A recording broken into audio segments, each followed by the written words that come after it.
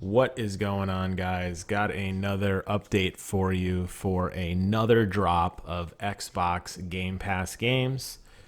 These were announced actually today. They've been teased a couple days ago, courtesy of the official Xbox Game Pass Twitter account. And the first clue was that it was a box. And if you know anything about Metal Gear, you know that Solid Snake loves his cardboard boxes. So I think that was a pretty easy guess. But there's actually 6 new games that are going to be coming to the platform very, very soon. Here are the release dates. As is tradition on this channel, we're going to go ahead and take a look at the Metacritic scores if the games have been released before, or at least a trailer if they have not, and whether they are coming to the Xbox One platform or Windows-based PC. 6 games. We got Nightcall, Metal Gear Solid 5, The Phantom Pain, The Banner Saga 3, Resident Evil 4, Killer Instinct Definitive Edition, and For the King. Pretty good list of games. You'll notice that the console and PC are pretty equally balanced here. Killer Instinct coming to both, Resident Evil coming only to console, Banner Saga coming to both, For the King coming to PC, Metal Gear coming to console, and Nightcall coming to PC. So let's go ahead and dive into what these games are.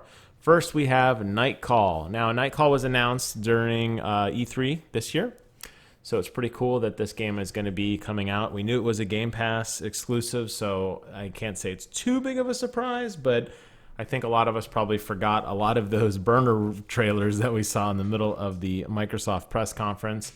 This is a game where you are a taxi driver, and I got a little tiny clip here of some of the artwork so you can get a rough idea of what to expect. But basically, you're a taxi driver, and you have different dialogue options as you talk to people and uncover the mysteries of the night. Seems like a pretty cool story-based game. I'll definitely check it out when it launches. Next, we have Metal Gear Solid 5, The Phantom Pain. This game sitting at a 93 Metacritic, definitely masterclass. Kojima's last project before he left Konami.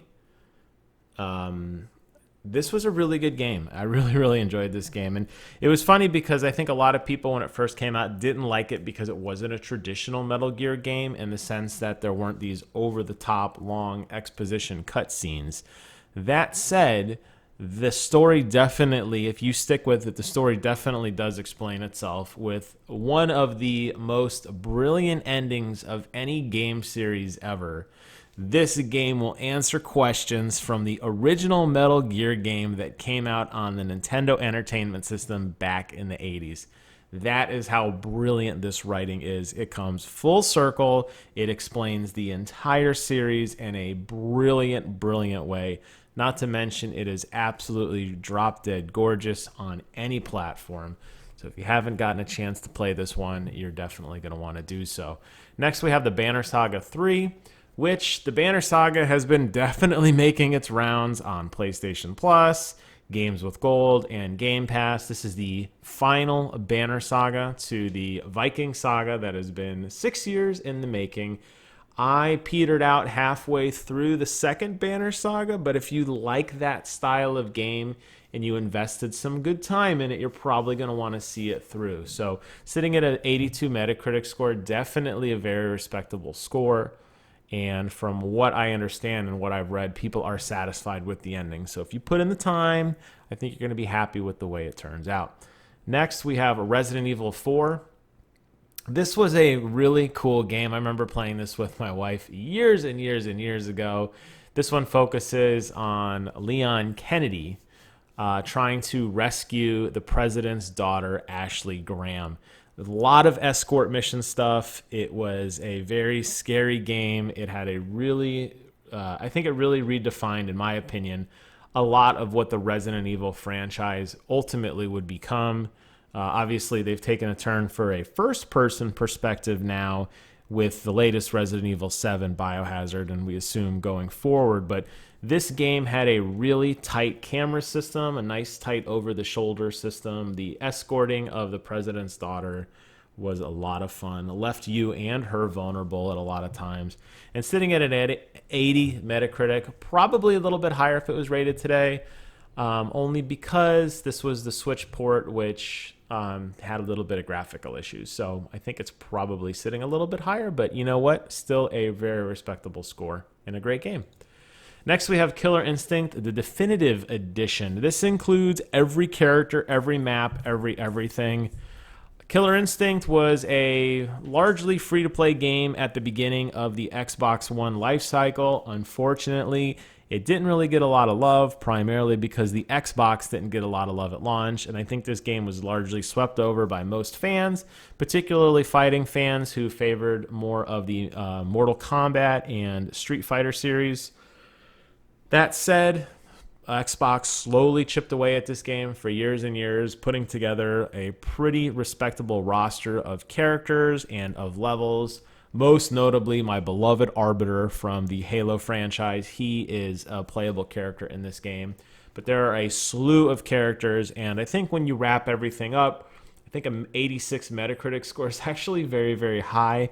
I am not a big fighting fan, so I can't speak to if this is a great frame-perfect game. You know, a lot of people who are much more intelligent than I am have channels dedicated solely to fighting games. But hey, if I can play as the Arbiter, I'm in. You've already got me, right? So there you have it. And lastly, we have For the King, which has been floating around for a while on Game Pass, now makes its jump over to PC. Wasn't a game for me, but it's a strategic RPG game, kind of set in a tabletop setting where you have movement points to move your characters independently across a board. They have points for attacking. Kind of think like XCOM meets Settlers of Catan in terms of board layout and in terms of movement. I didn't really like it particularly for the Xbox. Maybe I'll give it a whirl on the PC. Maybe it'll be a little bit easier to control with a keyboard and a mouse. I feel like these games lend themselves a little bit better than trying to map everything to a left analog stick. But it sits at a 79 Metacritic score, which isn't bad. And it's, you know, a great game that already came out. So if people have been playing it, you're going to be able to jump over and continue your saves on the PC. So there you guys have it. Another action-packed drop of Xbox Game Pass games that are going to keep us occupied for quite a while. This will run us through July. Seems like they are picking up the frequency in which games are added. We just saw a pretty decent list a couple weeks ago, and some of those games still aren't even out yet, and we're already getting the next drop of games. As I've said 1,000 times, and I'll say 1,000 more, this is a phenomenal service. Hope you guys found this video informative. Thank you guys so much for watching. Take care of yourselves, and until next time, I will see you guys on the other side.